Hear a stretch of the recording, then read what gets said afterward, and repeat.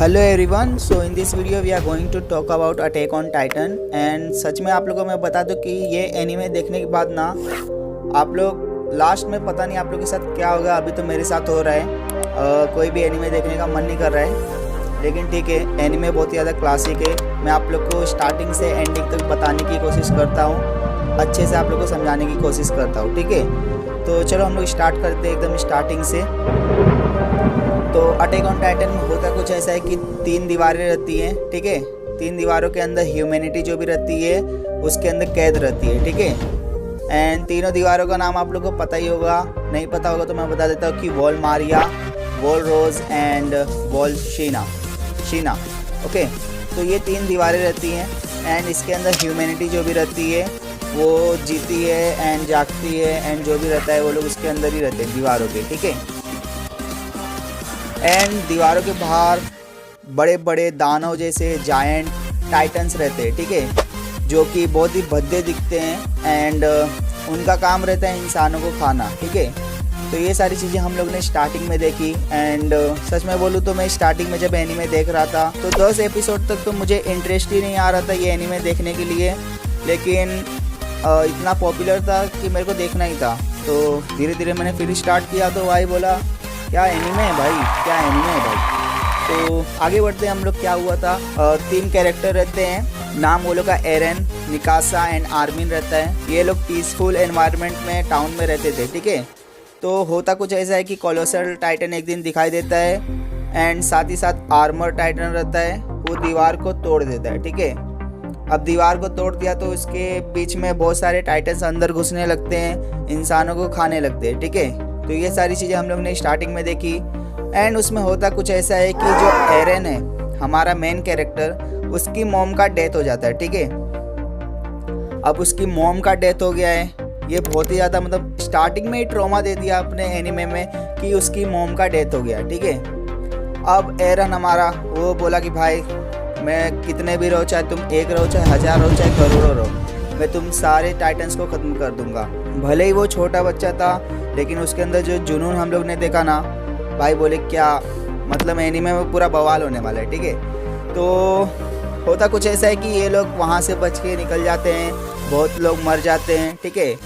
And Eren, Mikasa and Armin रहता है, वो लोग मिलिट्री में ज्वाइन हो जाते हैं, ठीक है, क्योंकि वो लोग को टाइटन से फाइट करना रहता है, तो उसके लिए वो लोग प्रैक्टिस वगैरह करते हैं, ठीक है। एंड आगे सीरीज़ आगे बढ़ती रहती है और बहुत कुछ होते हैं बीच बीच में, कैसे कैसे करके वो लोग आगे बढ़ते हैं। एंड एक ऐसा समय भी आता है कि जो हमारा एरन रहता है ना, वो मरने वाला रहता है। जी हाँ दोस्तों, एक टाइटन उसको निगल लेता है एंड एरन हमारा मरने वाला रहता है। तो होता कुछ ऐसा है कि कहानी में एक बहुत ही बड़ा ट्विस्ट आता है। जी हाँ दोस्तों, हमारा एरन है ना, वो भी एक टाइटन रहता है, हमें बाद में पता चलता है। ये जानकर बाकी सारे लोग बहुत ही ज़्यादा मतलब अचंभित, क्या बोलो, शॉकिंग हो जाता है सब लोग को, ठीक है ना।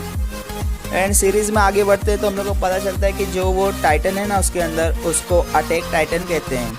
जी हाँ दोस्तों, अटैक टाइटन वैसे भी बहुत ही ज़्यादा यूनिक है सारे 9 टाइटनोस के बीच में। टाइटन्स सारे 9 टाइटन्स के बीच में बहुत ही ज़्यादा यूनिक है, ठीक है। एंड दोस्तों हम लोग को ये भी पता चलता है कि जो भी टाइटन्स है ना वो एक्चुअली इंसान रहते हैं। जी हाँ दोस्तों, जिन्हें एल्डियंस कहा जाता है। और जो भी दीवार है ना उनके बीच में जो भी इंसानियत है वो भी सारी एल्डियंस है, ये हम लोग को बाद में सीरीज़ में आगे पता चलता है, ठीक है। एंड सारी इंसानियत का एक ही दुश्मन रहता है, एल्डियन पूरा वो लोग का, यमीर के वंशज, ठीक है। ये सारी चीज़ें हम लोग को कहानी में आगे पता चलती है और पता चलता है कि जो रैनर है वो भी टाइटन है, बर्थोल्ट है वो भी टाइटन है, एनी है वो भी टाइटन है। ये लोग का अलग अलग नाम है, armour Titan, colossal Titan, female Titan. ये सारी चीज़ें हम लोग को सीरीज़ में आगे पता चलती है, ठीक है। अब जब बहुत सारी चीज़ें होती है एनीमे में, सीरीज़ आगे बढ़ती है, तब सारे जो वॉल के बाहर टाइटन्स रहते हैं वो सारे ख़त्म हो जाते हैं। फाइनली एरन को समुद्र दिख जाता है, लेकिन अब एरन के मन में एक और चीज़ आता है कि जो भी इंसान है ना, इंसान के दुश्मन सिर्फ समुद्र के इस पार के लोग नहीं हैं।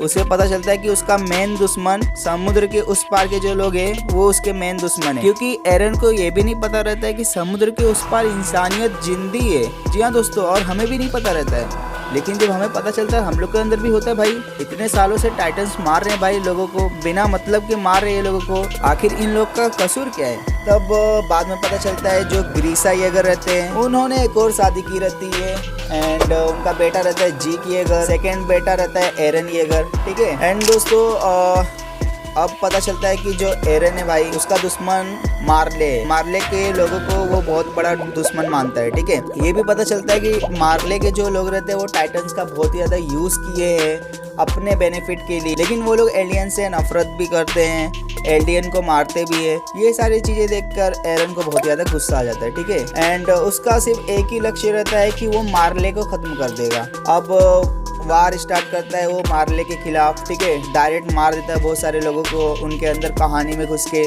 लाइक बहुत ही ज़्यादा हम लोग को गैप दिखाई देता है कि एरन डायरेक्टली पहुंच जाता है मार्ले के अंदर, ठीक है ना। एंड वहाँ पर एल्डिया को डिस्ट्रॉय करने के लिए जो भी लोग रहते हैं तो उसका यही रहता है कि वो मार्ले के लोगों को मार देगा, ठीक है। एंड उसने जीक जो उसका भाई रहता है उसके साथ भी हाथ मिला लेता है। एंड जो उसका भाई रहता है जीक वो क्या बोलता है कि जितने भी एलियंस रहेंगे वो अगर स्टेराइल हो जाएंगे, मतलब आगे उनकी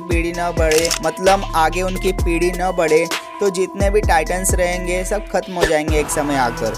तो जीक का मानना ये था एंड वो बहुत ही ज़्यादा एरन की केयर भी करता है। ये सारी चीज़ें हम लोग को एनीमे में आगे पता चलती है, ठीक है। लेकिन हमारा जो एरन रहता है उसके मन में कुछ और चल रहा होता है। वो बोलता है कि एलियंस ही क्यों, मार्ले क्यों नहीं खत्म होता है, जबकि मार्ले ने हम लोग को इतने सालों से यूज़ किया, हम लोग को मरने के लिए छोड़ दिया, हम लोग को दुनिया के बाहर नहीं जाने दिया। तो उसका एक ही लक्ष्य था कि वो एलियंस लोगों को बचाएगा, बाकी जो हो जाए देख लिया जाएगा। एक तरह से ये सही भी है, ठीक है। आगे बढ़ता है, सब वॉर वगैरह शुरू होता है तो एरन रहता है जो वो रमलिंग स्टार्ट कर देता है। रमलिंग मतलब ऐसा कि जितने भी दीवार के उस पार लोग हैं सब खत्म हो जाए, ठीक है। उसका एक ही मिशन था। एंड फाइनल बैटल स्टार्ट होता है। फाइनल बैटल में एरन रहता है, ठीक है। एंड उसके जितने भी फ्रेंड्स है आर्मिन, मिकासा, लेवी, ये सारे लोग इसके अपोजिट में खड़े हो जाते हैं। वो बोलते हैं एरन इनोसेंट लिव को मत मारो, जितने भी लोग हैं उनको मत मारो, जाने तो हम लोग बात करेंगे। लेकिन एरन को पता रहता है कि वो कितना भी बात कर ले मार्ले के लोग सुधरने वाले नहीं हैं। वो लोग एलियंस को हमेशा नीचे ही दिखाएंगे, एलियंस के खिलाफ ही खड़े रहेंगे, ठीक है। एनीमे में बहुत ही ज़्यादा ट्विस्ट आता है एंड एरन को जो यमीर रहती है तो एरन उसको भी बोल देता है कि मैं तुमको प्रोटेक्ट करूँगा, मैं तुमको बचाऊँगा 2000 सालों से जो तुम कह दो। तो यमीर भी रहती है वो एरन का साथ दे देती है। फाउंडिंग टाइटन का जितनी भी शक्ति रहती है तो एरन को अपनी शक्ति दे देती है। एरन उसका यूज़ करता है, रमलिंग स्टार्ट कर देता है। एंड साथ ही साथ में एरन अपने फ्रेंड्स को छोड़ देता है, बोलता है तुम लोग मुझे रोको, तुम लोग को पूरा छूट है, तुम लोग भी आज़ाद हो, मैं भी आज़ाद हूँ, मैं रमलिंग नहीं रोकूंगा और तुम लोग कोशिश कर सकते हो मुझे रोकने की, लेकिन मैं नहीं रुकने वाला जब तक मैं ये सारे लोगों को ख़त्म ना कर दूँ, ठीक है। कहानी में और भी बहुत ज़्यादा ट्विस्ट आता है। एरन मिकासा से भी मतलब उसको हराने के लिए उसको बहुत ज़्यादा उल्टे सीधे चीज़ बोल देता है, लेकिन मन में बहुत ज़्यादा केयर करता है वो। साथ ही साथ आर्मिन को भी वो मार पीट देता है क्योंकि आर्मिन उसके अपोज में खड़े रहे, क्योंकि वो चाहता है कि आर्मिन रहे, वो विजेता कहलाए, कि ऐसा हो कि उसके अंदर कुछ सीन कि एल्डियन ने ही बचाया है मार्ले को। तो ऐसा कुछ उसने पहले ही प्रेडिक्ट किया था। एंड वो फ्यूचर पास्ट में ट्रेवल भी कर सकता था, लेकिन वो चेंज नहीं कर सकता था क्योंकि वो एक्चुअल में उसने कर दिया है। ट्रैवल करना और कर दिया है उसमें फ़र्क होता है, क्योंकि जो हो चुका है उसको हम लोग चेंज नहीं कर सकते। वो सिर्फ जा सकता है, लोगों को मैनिपुलेट कर सकता है, वो सारी चीज़ें हम लोग को ये सारी चीज़ों में पता चली, ठीक है। अब एनीमे में बहुत ज़्यादा ट्विस्ट आने वाला है क्योंकि मिकासा को एरन को मारना है। जी हाँ दोस्तों, मिकासा एरन को अगर मार दी तो जो यमीर है ना वो आज़ाद हो जाएगी। ये सारी चीज़ें कहानी में दिखाई है। एंड बहुत सारी कोशिशों करने के बाद भी मिकासा एरन को नहीं बचा पाई एंड उसे मारना ही पड़ा, ठीक है ना। और एट द एंड एरन भी यही चाहता था कि वो मिकासा के हैंड ही मरे, कोई और उसे न मारे। एंड इस तरह यमीर आज़ाद हो जाएगी, ठीक है ना, क्योंकि जो भी राजा था फ्रिट्ज उसके वजह से सारी चीज़ें स्टार्ट हुई। उसको एंड करने के लिए मिकासा को एरन को मारना ही था, ठीक है। लेकिन ये जो एरन मर गया ये बहुत ज़्यादा ट्विस्ट देता है कहानी के अंदर, एंड जिसकी वजह से मैं कोई भी एनीमे आगे देखने का मन ही नहीं कर रहा है, ठीक है। तो बहुत सारे ट्विस्ट है कहानी के अंदर। तो दोस्तों ये रहता है स्टार्टिंग से एंड तक। एंड अगर आप लोग को फुल वीडियो ट्विस्टेड के साथ चाहिए कोई इंपॉर्टेंट टॉपिक पे तो कमेंट सेक्शन में ज़रूर बताएं। Thank you.